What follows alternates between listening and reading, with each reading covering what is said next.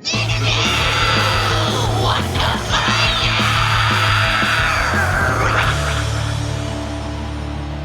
guys, this is Elize from Amaranthe and you're listening to Interview Under Fire.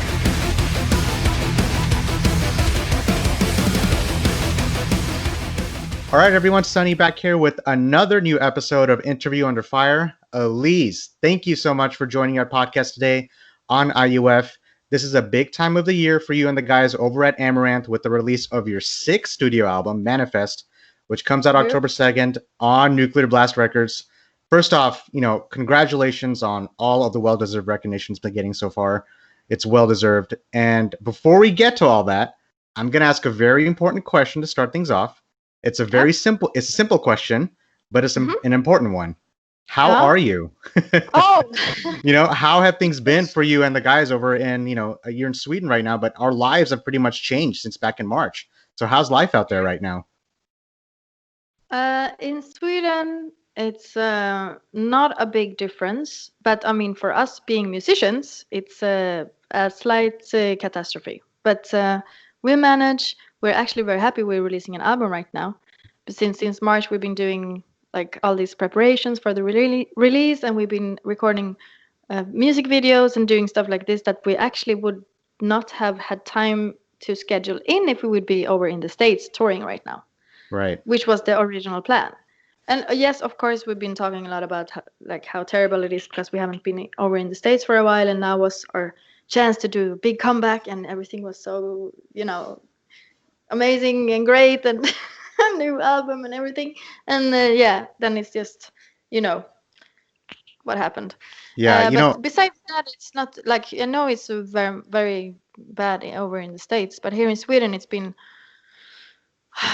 we have been kind of criticized actually by other countries for taking this very easy compared to, like no masks. We can have gatherings. I think it was like first 50 people, then 100, and now it's like 500 people. So the shopping malls are open.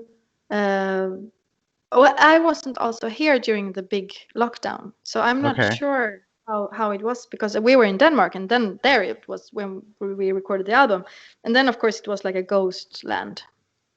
Yeah, I heard so many things that were going. Of course, in the States, it's chaos here. You never know what's going to happen. Texas is just in like a world by itself. Sometimes we're going up to phase 1, phase 2, phase 3, then we're dropping back to phase 2. But yeah, I heard you guys were handling it pretty easily. I'm okay with that. I mean, I wish we could handle it the way you guys did. Everything is just crazy always, every time here. But I wanted to ask, being away from the stage a lot as of late, how are you keeping up your vocals these days? Oh, actually, is that affecting your musicianship? Has anything changed for you routine-wise lately, if at all? Actually, we were in Poland 2 days ago recording 2 music videos, and no flights were canceled this time. We didn't need any papers or anything, so for us now it feels like, we had masks. That was the biggest difference. Yeah. And of course hand sanitizers and stuff. But then I came home and I went straight to a studio in Stockholm recording a song that was written by somebody else, but just like a fun project. And I had to sing for the first time since the album recording. And I felt like you did. I was like, wait, where's my vocal cords? Like, how do I do this again? Like, do I know how to sing, or what's... Because you don't know. And I've been singing constantly since I was a kid.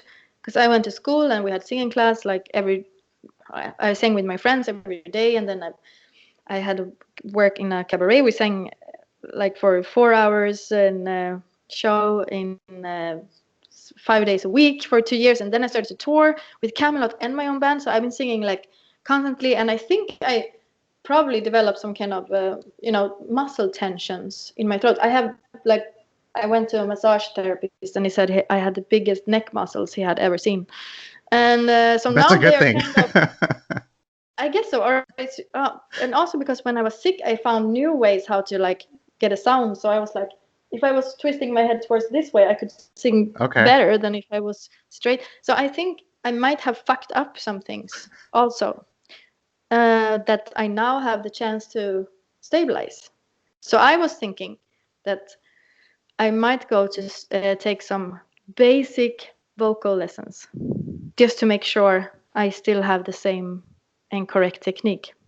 Who did you go to take those No, I lessons? haven't found anyone yet. Oh, My okay. sister is a vocal coach, but I want to find like somebody who's like over the top, super good. A name that I hear a lot in the industry is Melissa Cross. I don't know if you know that name. No, but I will write it down. Yeah, Melissa Cross. Maybe she's doing like Skype stuff. I'm sure she is. I've interviewed so many musicians like yourself, and they were talking about how they took vocal lessons from someone like her. She has a good reputation in the industry, and it was before I even spoke to them. I knew about that name, Melissa Cross, and she's really good at like the soprano levels. At least that's what I've heard. From the artists that I've interviewed. But does this interesting? Yeah. So does this pandemic, now that you're home, does it open up new things for you personally and artistically that you may have not noticed before about yourself? Yes. That's good. Yeah, but that's what I want to. I really want to take this time and make something valuable out of it. So you have an like album, so that's amazing. Yeah, that's awesome. But yeah, like you said, like take time, get to know myself, because when you just do like the same things over and over again, it's also easy to like kind of forget to listen to yourself, and you just constantly focusing on like the output. You know what I mean? Yeah. And of course, I always try to stay healthy and like, but I'm changing like routines. I'm trying new things. I'm like I said, I'm not. I would like to maybe develop some other kind of singing techniques that I didn't have time for. Because I have, like I said, I didn't take singing vocal classes since I quit high school, which is kind of a long time ago. Or my education I had 2007 I graduated. So it's a long time ago. And yeah, it's like just in general, I have this time to hang out with my family. I will become an aunt within the next 2 weeks. Congratulations. Thanks, Aunt Elize. I can't wait. It feels amazing. And I'm actually kind of happy also, like the tour in the States would have been amazing, but also I'm kind of glad I'm here so I can be there when my sister gets her baby. And, it's like I'm part of this family now, because I've been only having my family in the metal scene with the band and other bands, So it's like that's new. And then you start to reflect about things. I want to write a solo album. We want to make a cover album with Amaranthe, like based on our like all-time favorite songs. That'd be awesome.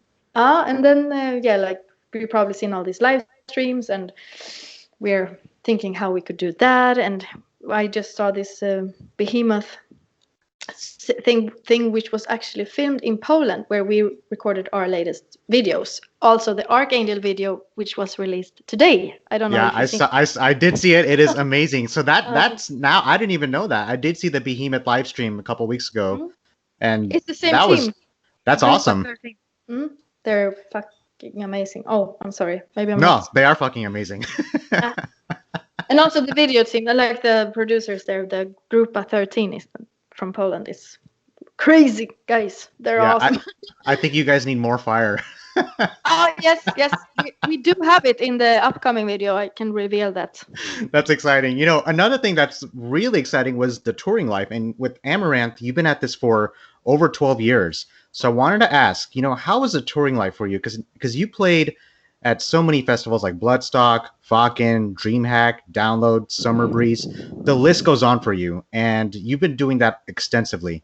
So I wanted to ask, what was your favorite part about touring? Because now you're kind of taking like an unseen step back, and does it make you have a growing appreciation of the touring life? Because we're talking culture, fans, even the food, so many things to pick apart about the touring life, What was your favorite part about it? Oh my God, it's so funny you're asking this question. I can't even imagine how I was able to do all this touring. When you think about it now, how tired we got from traveling to Poland for 3 days, for example. Or like, I can't believe like how we can survive this. And you immediately step out of your routines, being there for a few days, because now I have like my food routines at home where I make my own food, which I haven't done in 12 years almost. And Wow. yeah, you learn new things about yourself, like you said. But and then you're like, just like, how is that even possible? Because it's such a hectic life, and it's so strange. And like you say, you experience new things all the time, like so much impact, like new cultures, different food, like all these things. But yeah, it's the sleeping routines gets totally ruined. You're scared of getting a virus, so that's nothing new for me. By the way, I've been scared of viruses my whole life, or since I started to tour, especially because if we catch a cold, it's me and Nils especially. It gets very hard for us to do our Yeah. you know do our best, and so well, the best thing about it is probably to meet all the people and get that kind of energy which you get from playing a live show, to see all these people in the same room. That's something totally different. And I also understand it now, that if I would go to a show now, I would be so amazed and like ecstatic. I Ecstatic, don't know. yeah. Yeah, because I was bigger. Oh my God, it's like, it's loud, it's lights, it's people, it's everything, and it's such a amazing environment that we were able to create before the Corona crisis. So that's the best thing, and I really miss it. Now that we're talking about doing things that we were so familiar with. Every week I was at a show, Hmm. and it was a part of the lifestyle. I'm sure same thing you were with. You were traveling, meeting so many people in the industry, making so many connections and Yeah. atmospheres. And Hmm. Amaranth, I know live experience is a very important part, which Oh makes yes, yes. makes up the band. So I wanted to ask, and you've seen this for the last 6 months, live streaming. I know we talked about it. It's been a very popular topic on my show. Hmm. So I wanted to ask, being on the road as long as you have, playing the music as long as you have, Hmm. traveling as long as you have, do you think the quarantine induced live streaming surge that we're seeing right now, is that going to affect the touring musician business going forward? Do you still see bands doing this even after all this is over? That's a very good question as well.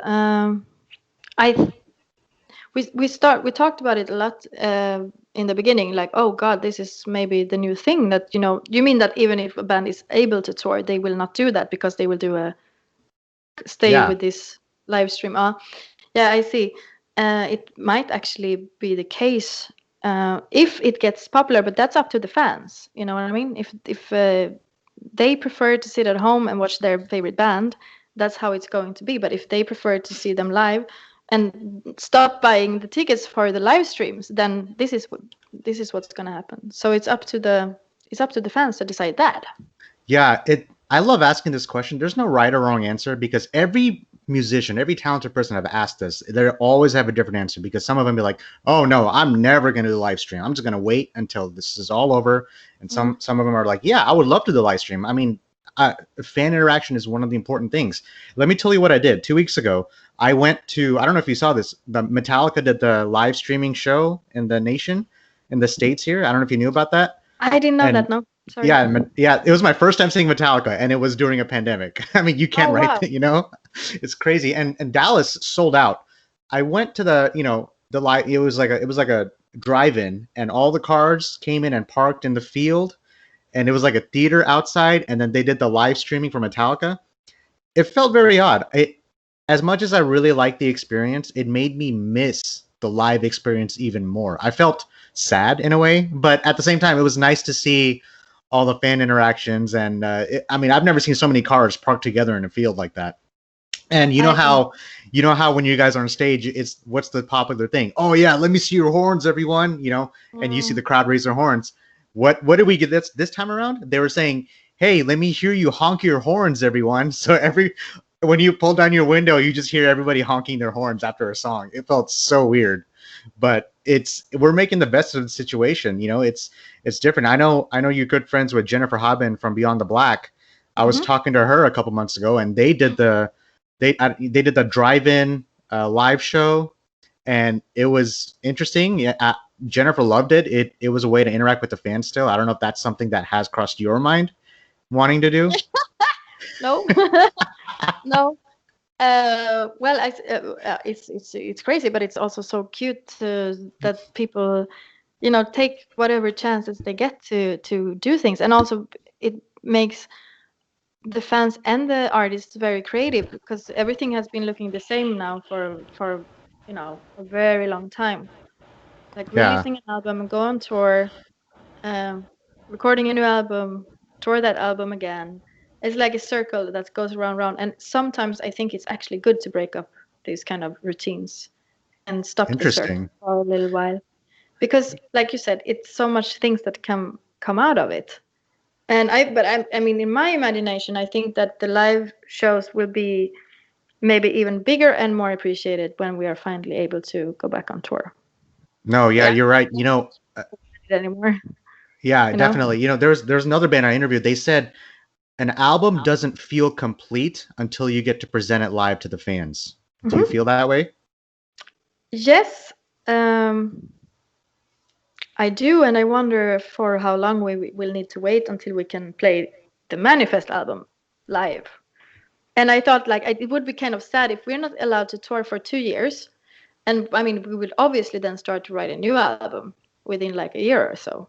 And then we would release that album. So this Manifest album would like kind of get, you know, Yeah. lost. I know we covered so many things already, but I promise we'll talk about Manifest now that we're talking about it. So your sixth album, Manifest, comes out October 2nd, Nuclear Blast Records. And okay, when I was hearing this album, it was obviously heavy. Oh my goodness, was it heavy?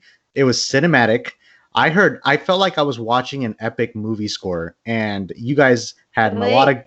Yeah, that's what I felt. And coming from a guy who loves movies, that just correlated so well. I heard melodic death metal. I heard power metal. If you guys haven't, established your trademark sound already, this album will do that. So, when did Yes, good. yeah, when did production start for you for Manifest? Did it start back in April, like right before, like right around when the virus hit, or did it start before that? You mean the recording? Yeah, just like at the first point you started writing for Manifest. Oh, the writing. We started to write the album. Already we started to discuss it, and I think we had our first songwriting session in September, late August, September 2019. Oh, a year ago.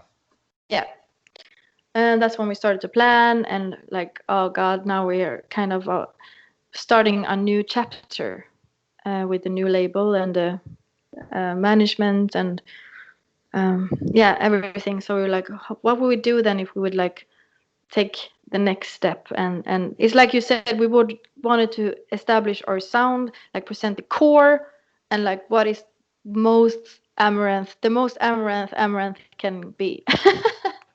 And Yeah, that's what we wanted to manifest, and the title was basically the main inspiration. And then I thought, well, I want a song called Strong, I want Fearless, I want, all these like superlatives, and also like you said, the cinematic theme, the like mysterious and like a little bit like poetry, and the Paradise Lost inspiration there, and like all these kind of different things that we like, and also how we see the world, and um, oh, everything from future to humanity right now, and like the environment and like mental health, and all these kind of different things, women's development out through like the feminism, and all these like different aspects that we have experienced since we started the band. uh, yeah, now it's over 10 years ago. yeah. I want to talk about that in a second, but let's talk about Jacob Hansen for a second Yeah, because sure. you worked with him in Denmark, and Jacob, he's worked with Epica, Delane, the Black Dahlia Murder, Volbeat. What was it like working with him? Was there a sense of comfortability knowing his background that when you're in the studio, okay, this is what I want, this is what I want to do, let's do it? Oh yeah, it's very easy for us to work with Jacob Hansen, obviously, since we did all our albums there. And he knows us, he knows what we like, he knows our sound, and then of course he also wants to make each album better. Um, so there's always a comparison to his previous work, and he finds new plugs, and he's like also very dedicated with his work, and um, so it's nice. So we kind of take each step together, And I also think that's how the mix was with this album, that it sounds more heavy because, of his um, way of mixing the album. And also from our perspective, we were very involved, like always, of course, but like we were like, on the previous album, we were missing a little bit of the choirs. We think they were a little bit too low, so maybe this time, like, take them even higher. And like the bass, I wanted that to be really loud because I missed that. It's like you do stuff, and then you like it, and then you can think, what would we want to change? And so it's we just go there and we just start immediately. It's never a discussion. We just have some preferences, like, okay, this is uh, how we want it this time, and he's like, yeah, cool. Yeah, so there is. that's awesome that you had Jacob there. I mean, that makes it that much more impactful for the album. And I heard that. Olaf, one of your bandmates, he talked about Manifest being a philosophical album, and at about the theme, we touched on it briefly. He was talking about it ranging, and the themes ranged from like environmental impacts in the world to songs about breakups to the fall of Lucifer and the rise of Satan. It was such a diverse and dark album. So I want to ask you, Elize, to what level do you like to have a theme for your records? How important are themes to you? Is that more about helping you guys write or sound, or is that more for the audience? Because a lot of artists, they don't really care about themes. They just do 10 songs in the studio and that's it, which is fine. But I feel like you guys had like a specific mindset to achieve that. Yeah. That's you put it very good. I think that it helps us. It makes it easier to write songs if you know what your goal is and what you want to present. And therefore, we always discuss what should the theme be for this album. And I mean, we obviously had different themes on every album. Some albums are more like a little bit of everything, like a mix and match, and some albums are more about, let's like not touch so much upon heavy subjects and make it more like of a party album. And then there's like this very like more towards the focus on different rhythms and like arrangements, focus and but like for this album, it was definitely an inspiration. Like, okay, if we have one last album to write and we want to like make people understand who we are and what we want to represent, then this like, yes, then I know exactly what I would like to do. And that is a very inspiring start. Do you see Manifest being a snapshot of where you are at a certain time in your life? Absolutely. I think that's actually very much with every album. And also now, because everything that happened lately, which has been very dark, it also affected the album. So it's like, that's where the heaviness is based on. All these kind of emotions that you've been having, because it's very hard to not get affected by everything that's happening around the world. And to us being artists, it's a privilege to be able to kind of express those feelings and emotions, and everything from anger until like how you keep yourself motivated still and keep a positive mind, which is even more hard nowadays than it was like 10 years ago. But back then it was other things that we had to, that motivated us, but of course different things than it is now. From playing shows and recording albums, you've also collaborated with Nightwish, Camelot, Falconer, Avalon, Gus G, who I've had on the show a couple months ago. He's a great guy. Beyond the Black, so he's awesome. I love his cats. Yes. Oh yeah. So I wanted to ask, have your aspirations as a person or a band, have they changed or evolved since when you first started in the industry? Do you see things differently now? Yeah, absolutely. I think we feel more connected to the rest of the industry. I mean, when we started, we were obviously outsiders and like beginners, and it was a little bit uncertain if we would be, what the future would look like. But we really wanted to work hard, and we did, and we had the great opportunities. And one of the things that I appreciate the most is also that we got to know a lot of other people, and we feel very connected to the business and like a big family now. A lot of great friends and people, and it's so nice also that people are so open-minded and that we can help each other and nobody's judging one another. We're just very like appreciative towards, and also it's fun being Amaranthe, because we don't have like a concurrence. And how do you say that in English? We don't compete with Yeah, someone else okay, because okay, we have right. our own sound, and people understand like, okay. And it was one of one of the good things, I think, in the beginning of our career, that if people would want to have like some kind of a party mood, before going on stage, they knew what band to, to call. Remember when Because I we would said, always, yeah, remember when I said the trademark sound that you guys had? You guys have established that. And we've covered pretty much everything from top to bottom, Elize. So this is the last part of the interview. This is my favorite part. It's a very unique part. This is something I do very special for my guests. What I'm gonna do, I'm gonna put you on the hot seat. Hot seat. All right. What I'm gonna do, I'm gonna see if you know your own songs. Are you up to that challenge? yes, that's fun. Oh, God. Okay. All right. Okay. I did this to Jennifer, and she was like blown away at like the lyrics. Like, well, she's like, "What? I wrote that? It was great." Okay. So what I'm gonna do, I'm gonna read a lyric. You just tell me what song you think it's from. Okay? Are you nervous? Yes, I know. You look nervous. Oh, God. Okay. Don't worry. I'll start you off easy. Okay? Mhm. All right. Here we go. Oversea insanity, misfortune, and apathy. Apathy. Oh, London, live life in denial.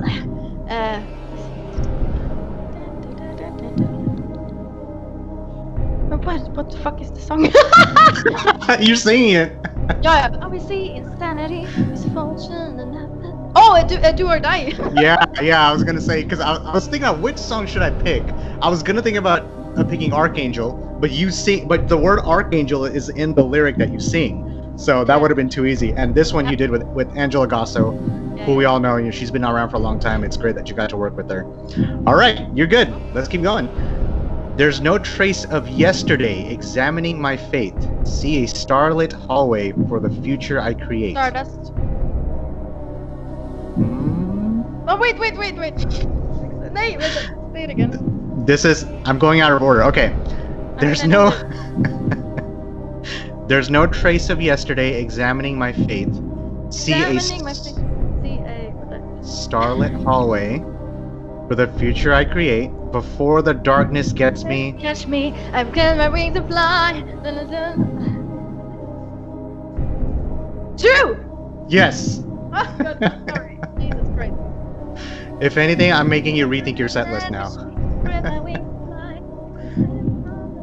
Oh. I'm ready. Yeah, you got it. See, I'm making you rethink it now. Like your set list. Whenever you go back on stage, the songs you got to pick. All right, I'm throwing it back here. Okay, this is an old one. Well, I don't know if it's an old one, but it's a good one. You ready? Hear me, see me. What I tried to find was emancipation of the human mind. Human mind. Hear me, see me, da da da da da da da da da da. See me, what I try to find. Fun. It's like, how can I not find the title immediately? Hear me, see me, what I tried. Inspiration of a human mind.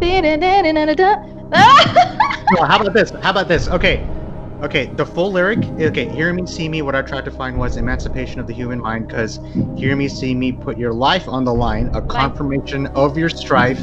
You. Confirmation of your strife. I mean, good.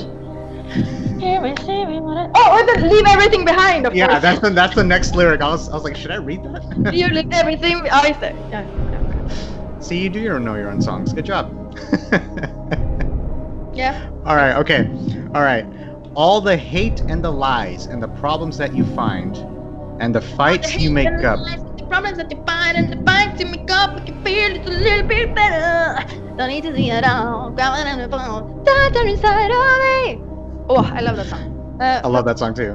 The hate and the lies and the problems that you find and the fights you make up, we can feel it a little bit better. Don't need to see it all. Cry on the phone.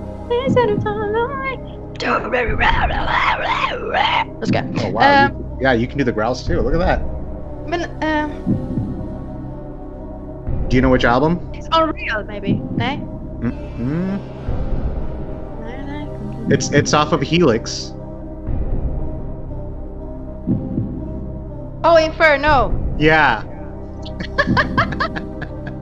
Oh, You got God. it. Okay. I shake by the septic infection, a rush as it runs down my spine. It feels like I'm crossing the border. My hunger comes alive. It's maybe a tricky one. Maybe it's a splinter in my soul. It's from Nexus. Oh wait, it runs down the spine. Ah! This is so fun. Oh, sorry. I'm getting like two. My brain is like through That's everything. good. That's good. You gonna read it again? Okay. One more time. I shake by the septic infection, a rush as it runs down my spine. It feels like I'm crossing the border. My hunger comes alive.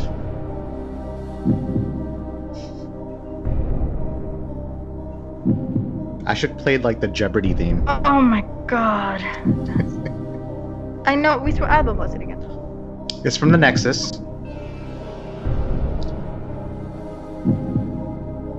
Oh wait, Burn With Me.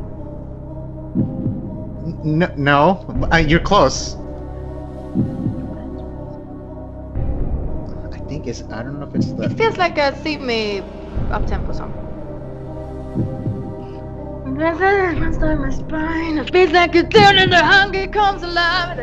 You know what? I'm gonna give it to you because you know the song. It's Stardust. Hey! Oh, I feel like the sun that is better, and then it runs down my spine. Hunger comes alive. Oh! Damn. All right, let's keep it going. We got a couple more. That was the first song I mentioned. That's why I probably kind of sorted that one out. What was the first song? No, I said the wrong. Oh yeah. That was Stardust, but then that was kind of funny. Okay. Yeah. It just shows how impressive your catalog is because you guys have so many great songs you can just pick apart from. That's just so impactful. All right. Now come, let me be your light. There's a truth we can't defy. Somehow this time you won't deny it. What got lost inside? Let me be your light. There's a truth we can't find. Somehow this time you won't deny it. What got lost inside? I have found it. Now there's a reason why I will love you endlessly. I could try singing that, but I definitely wouldn't be as good as you. So endlessly. Yep, there you go. That was the next one. For Maximalism. I think that's a great album. That may be my favorite one. Oh, awesome. Thanks. All right, this is the last one. Yeah. You will be there forever on. I know that time might never seem too long. When you're in my arms, I know I'm home. Only your heartbeat makes that sound. Oh my God, it's so beautiful.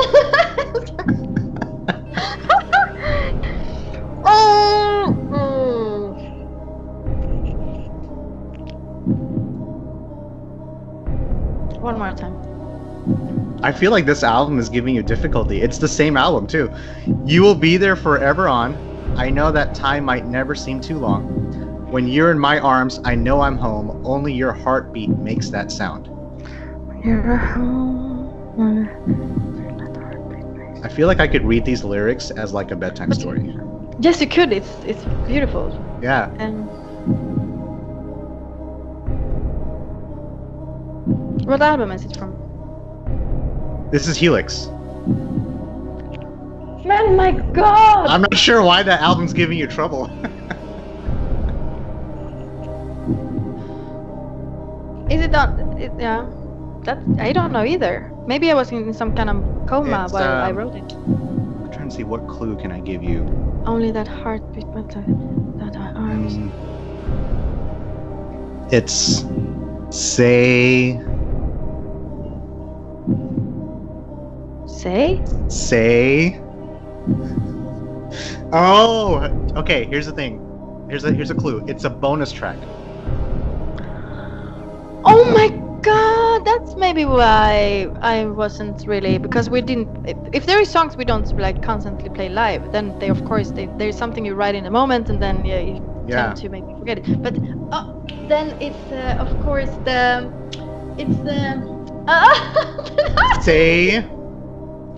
Say the word. Yes. And I'll be fine. Oh God, yes. Until you're mine. Man, Oh, Elise, you were awesome. That was great. You got the songs. You know your own songs. You're good. yes, thank Now you can exhale. All right, you escaped. You survived. you. And it's also so weird, like when you just hear someone else read it. It's the first time I it's a different Yeah, it gives a different situation. atmosphere when you just read it as Uh, opposed to singing it. Of course, mhm. I could sing like all my questions to you instead of just you know reading the question. It gives a whole different atmosphere. I think Yeah. that is very important because it shows the way to deliver a message in a song. Mhm. I guess if that makes sense, you Absolutely. sing it in a certain way to deliver that message as opposed to saying, Oh, "Hey, I yeah. love you," or I'm not gonna sing, but you know, you could sing "I love you," and it's Yeah, just but that's the more thing. Like, impactful.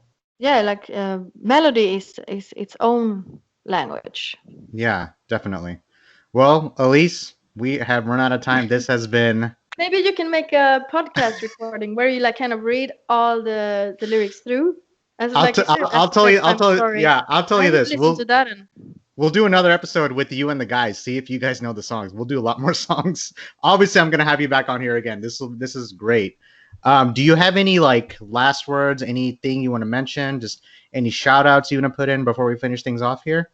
just I hope people will enjoy Manifest, and I pray for Gas Monkey Dallas to open again, and we can't wait to come back to Texas.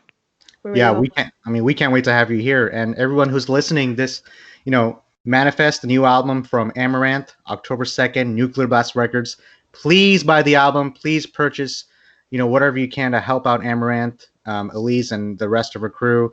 I mean, bands need your help now more than ever. You know, they don't get to do what they do without the fans, without your help. So, you know, and you can listen to this podcast on Spotify, Apple, on any major podcast streams you have. Elise, thank you so much from the bottom of my heart. Please be safe out there. I know you guys are fine in Sweden. I mean, the States are Mm, just a mess, but please be mm. safe out there. And, you know, we can't wait to see you back here in the States, okay? Likewise, and you guys stay safe as well until we see you all. So take care and keep keep hopes and faith and everything, and enjoy music and have fun.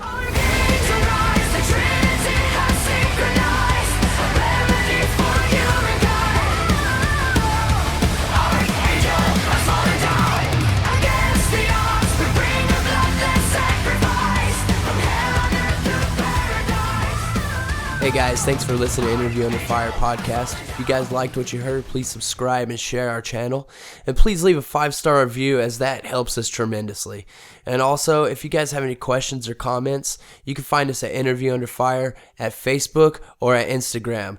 Or you can write us directly at schwag@interviewunderfire.com. That's SCHWAG at interviewunderfire.com. Or Rezablade, that's REZABLADE at interviewunderfire.